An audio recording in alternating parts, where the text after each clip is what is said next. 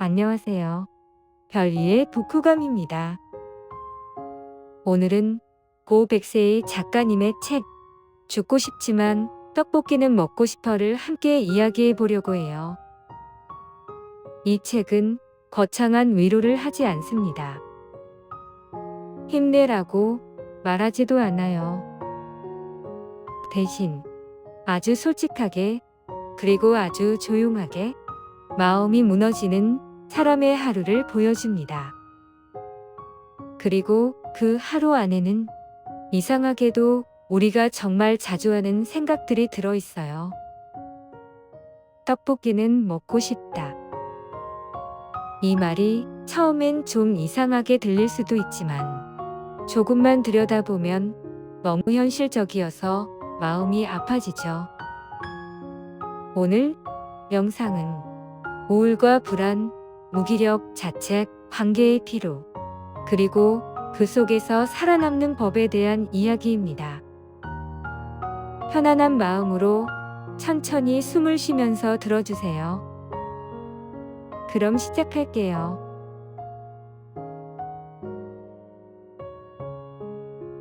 사람들이 죽고 싶다라고 말할 때 정말 죽고 싶은 경우도 있지만 그 말 안에는 다른 뜻이 섞여 있을 때가 많아요.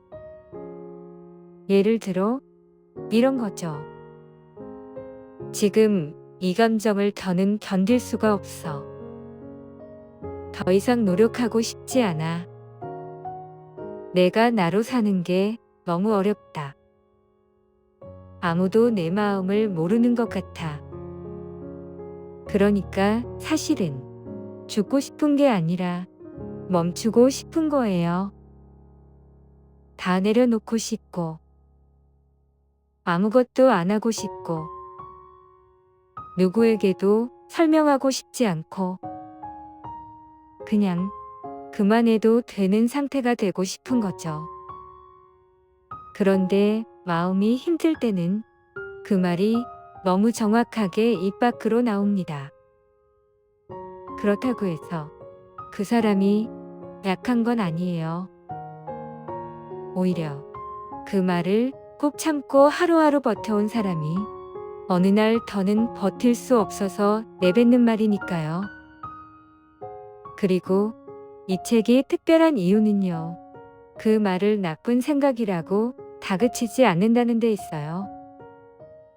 그냥 그럴 수 있다고, 그렇게 느낄 수 있다고, 정말로 그렇게까지 힘들었구나. 그걸 인정해 줍니다. 이게 생각보다 엄청난 위로가 됩니다.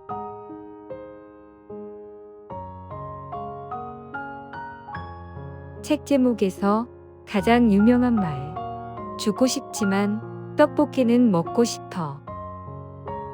이 문장이 사람들 마음을 잡는 건 엄청 특별한 단어 때문이 아니라 너무 생활 속 단어라서예요. 떡볶이.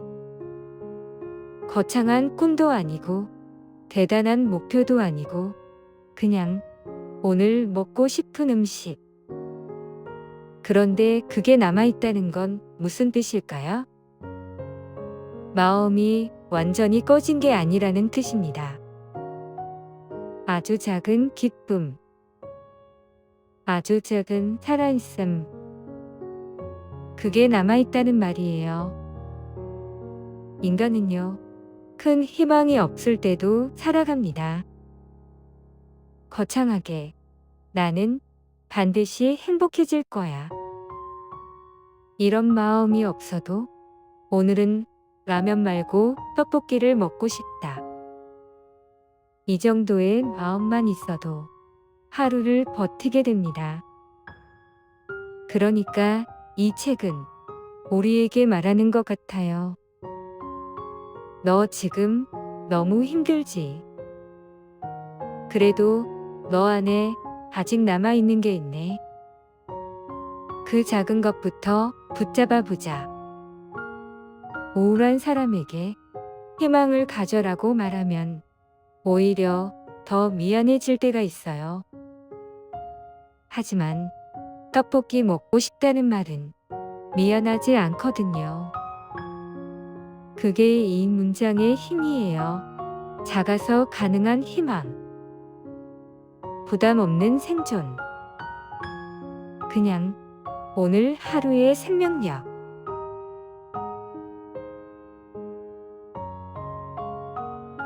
이 책을 읽다 보면요. 정말 자주 나오는 감정이 있습니다. 바로 혼란이에요. 마음이 힘든 사람은 대체로 똑똑하고 스스로를 많이 생각하는 사람이 많습니다. 그래서 더 괴로워요. 왜냐하면 이런 질문을 끝없이 하기 때문이죠. 나는 왜 이러지? 나만 이상한가? 다들 잘 사는데 나만 왜 이렇게 힘들지? 내가 문제인가? 내 성격이 못나서 그런가? 그런데 이 질문들은요. 답을 내리면 해결될 것 같지만 사실은 질문할수록 더 깊어져요. 왜냐하면 마음의 문제는 답이 하나가 아니거든요. 그리고 무엇보다 우울할 때는 내 안의 목소리가 항상 나를 공격하는 방식으로 들립니다. 같은 상황이어도 괜찮을 땐 이렇게 말해요. 아, 오늘 컨디션이 별로네. 좀 쉬자. 근데 우울할 땐요. 너는 원래 못해. 너는 쓸모없어. 너는 앞으로도 계속 이럴 거야. 이렇게 들리죠. 그러니까 마음이 힘든 사람에게 가장 힘든 건 세상도 아니고 상황도 아니고 내 머릿속 목소리일 때가 많아요. 이 책은 그걸 아주 현실적으로 보여줘요. 상담실에서 나가 말하는 문장들은 정리되어 있지 않고 흔들리고 자책과 변명이 섞여 있고 감정이 들쑥날쑥합니다. 그게 진짜 사람이니까요.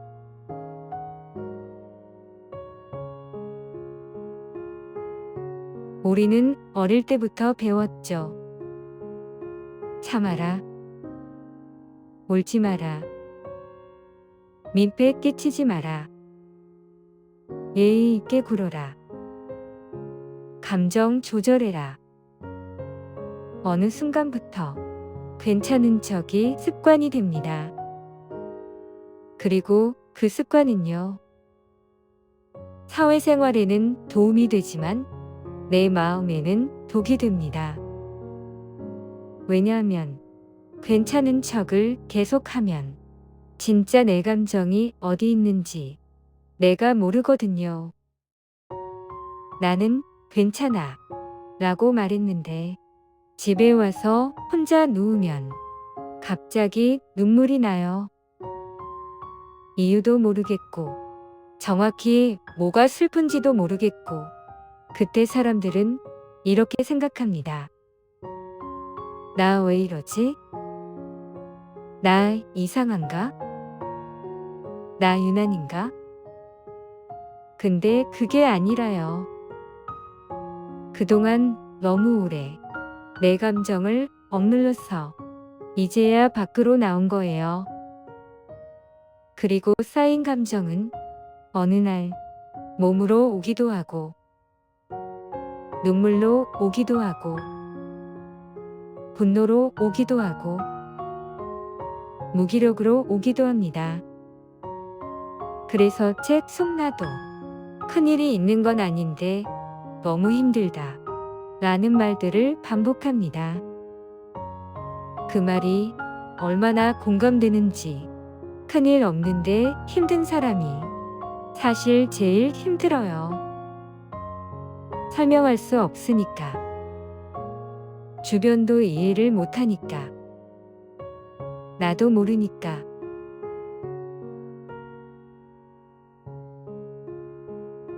우울이 깊어질수록 사람들은 비교를 합니다.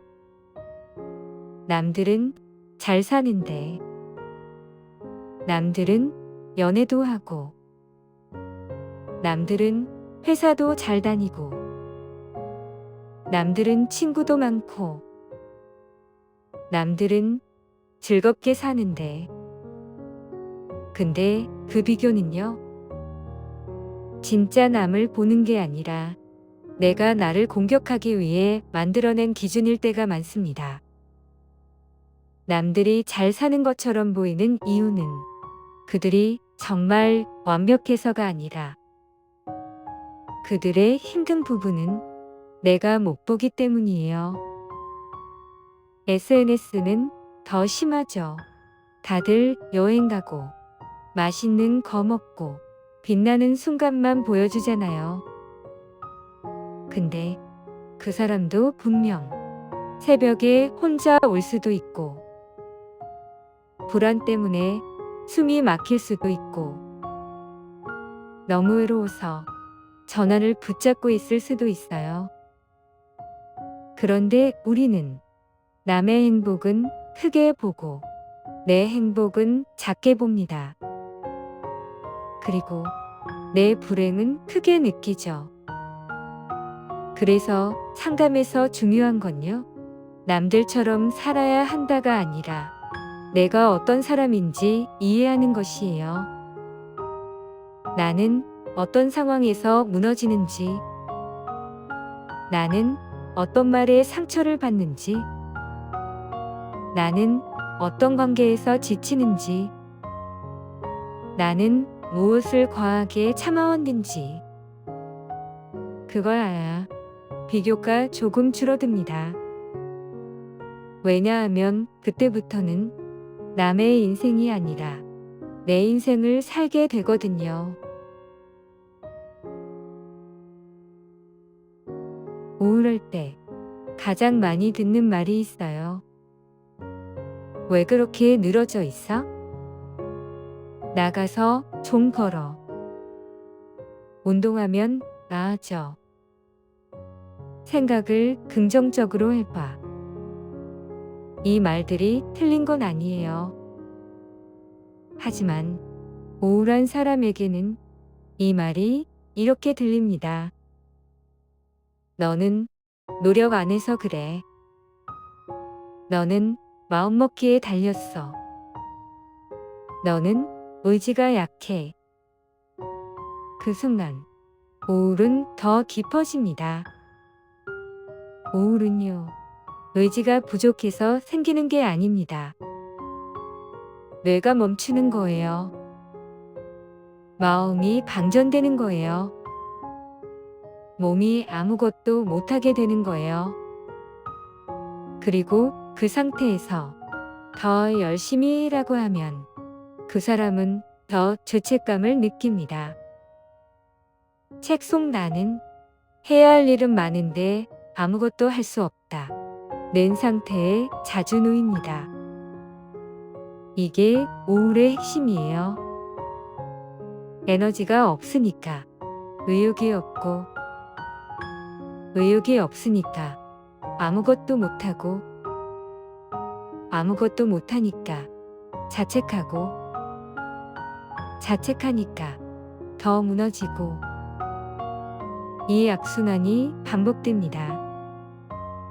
그래서 우울에서 빠져나오는 첫 단추는 더 해야지가 아니라 지금 내 에너지가 얼마나 바닥인지를 인정하는 것부터예요. 그리고 그 바닥에서 할 수 있는 것만 하나씩 하는 겁니다. 양치하기, 물 한 잔 마시기, 커튼 열기, 씻기. 이런 것들이 정말 대단한 시작이 될 수 있어요.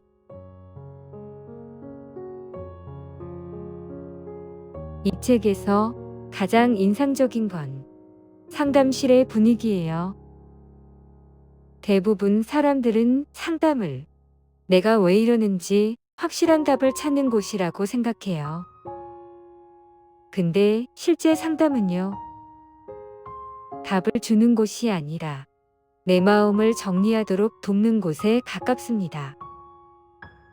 상담사는 당신은 이래요라고 단정하기보다 지금 이런 감정을 느끼는 것 같네요라고 정리를 도와줍니다.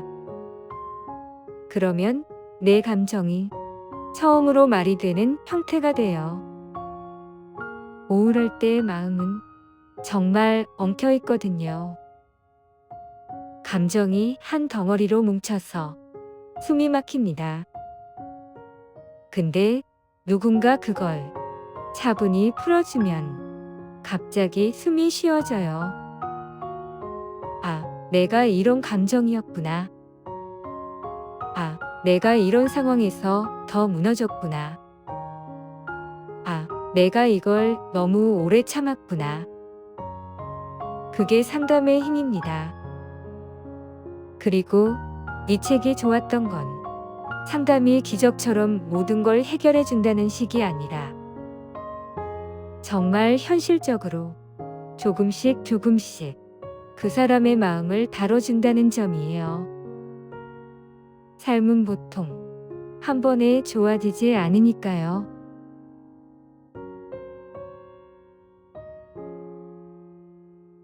이 책을 읽으며 가장 아픈 부분은 자기 혐오가 들어오는 순간들이에요. 나는 왜 이렇게 별로지? 나는 왜 이렇게 부족하지? 나는 왜 이렇게 못났지? 나는 왜 나답게 살지 못하지? 자기 혐오는요, 슬픈 감정이기도 하지만 한편으로는 너무 익숙한 감정입니다. 특히 완벽주의 성향이 있거나 예민하고 섬세한 사람일수록 자기 혐오에 쉽게 빠져요. 왜냐하면 기준이 높으니까요. 기준이 높으니까 조금만 실수해도 난 끝났어가 됩니다. 조금만 흔들려도 난 원래 이런 사람이 됩니다. 근데 사실 사람은요, 매일 똑같이 안정적일 수 없어요. 감정은 늘 변하고, 컨디션도 늘 변하고, 사람 마음은 날씨처럼 바뀝니다. 그래서 우울한 사람에게 정말 필요한 말은요, 너는 왜 그래? 가 아니라 너도 그럴 수 있어. 이거예요. 그리고 나는 상담을 통해 조금씩 이걸 배웁니다. 내가 나를 다그치는 방식이 내가 나를 더 무너뜨렸다는 거요.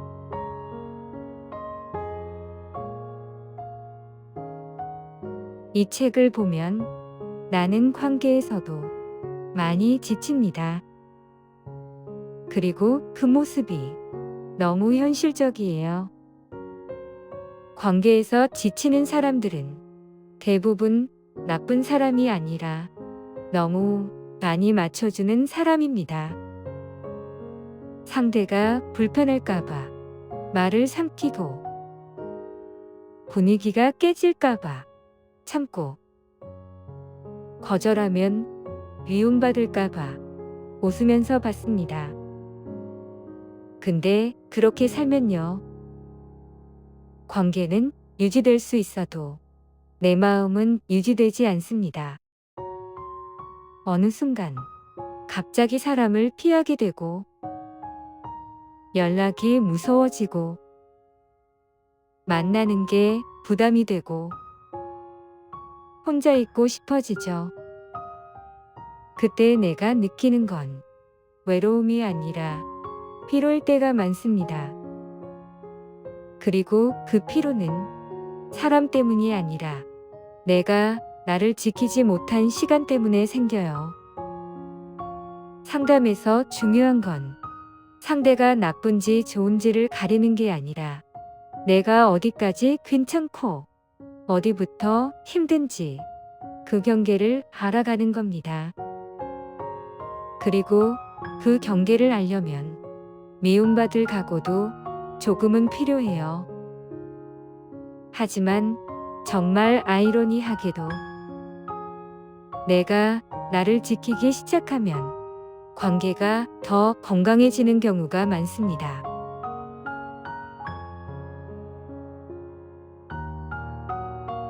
우리는 보통 완전히 괜찮아지는 날을 상상합니다. 아침에 눈을 떴는데 가슴이 가볍고 우울이 사라지고 모든 게 해결된 날. 근데 현실에서 괜찮아짐은요? 그렇게 오지 않아요. 괜찮은 그냥 이런 식으로 옵니다. 갑자기 떡볶이가 먹고 싶어짐. 오랜만에 하늘이 예뻐 보임. 침대에서 일어나 커튼을 열 수 있음. 누군가의 말에 덜 흔들림. 자기 혐오가 올라올 때 아니야 라고 말해볼 수 있음. 이런 작은 변화들이요. 쌓이면 인생이 바뀝니다. 그리고 그때 우리는 깨닫습니다. 나 완전히 행복해진 건 아닌데. 그래도 예전보다는 덜 아프다. 그게 진짜 회복이에요. 우울을 이겨내는 건 우울을 없애는 게 아니라 우울한 날에도 살아갈 수 있는 방법을 찾는 것입니다. 마지막으로 이 책이 저에게 남긴 문장은 역시 이 한 줄이었습니다. 죽고 싶지만 떡볶이는 먹고 싶어. 이 문장은 정말 살고 싶어서가 아니라 그냥 살아내는 중인 사람의 마음 같아요. 너무 힘들어서 다 놓아버리고 싶은데 그래도 아주 작게라도 남아있는 마음 하나가 있죠. 그게 오늘은 떡볶이일 수도 있고 내일은 따뜻한 커피일 수도 있고 어떤 날은 창밖에 하늘 한번 올려다보는 것일 수도 있어요. 그러니까 지금 마음이 무너지고 있다면 큰 목표를 세우지 않아도 괜찮습니다. 그냥 오늘의 떡볶이 하나만, 오늘의 작은 숨 하나만 지켜둬요. 그리고 이 조용한 이야기들을 우리에게 남겨주신 분을 마지막에 꼭 한 번 더 떠올리고 싶습니다. 고 백세희 작가님. 작가님은 누구도 쉽게 말하지 못했던 마음을 대신 말해주셨고, 대신 기록해주셨고, 대신 견뎠습니다. 그래서 이 책을 읽는 사람들은 처음으로 이런 생각을 하게 되죠. 아, 나만 이런 게 아니었구나. 내가 이상한 게 아니었구나. 오늘 하루만이라도 살아볼까? 그게 얼마나 큰 힘인지 겪어본 사람은 알아요. 그리고 더 마음이 먹먹해지는 건요. 작가님께서 장기기증을 통해 세상을 떠나는 순간에도 누군가에게 삶을 남겨주셨다는 사실입니다. 살아있는 동안엔 누군가의 마음을 살려주고 마지막 순간에는 누군가의 내일을 살려주신 거죠. 쉽게 할 수 있는 일이 아니잖아요. 그래서 저는 오늘 이 말을 꼭 남기고 싶습니다. 작가님, 당신이 남긴 문장들은 지금도 누군가의 새벽을 붙잡아주고 있습니다. 울면서 버티는 사람에게 그럴 수 있어라고 말해주고, 무너지는 사람에게 그래도 너는 살아있다라고 조용히 손을 잡아주고 있어요. 부디 그곳에서는 더 아프지 않으시길. 더 무겁지 않으시길. 그리고 정말로 편안히 쉬시길 바랍니다. 고 백세희 작가님, 진심으로 감사합니다. 그리고 오래도록 그리워하겠습니다. 오늘도 여기까지 들어주셔서 감사합니다. 별위의 독후감이었습니다. 오늘도 행복하세요.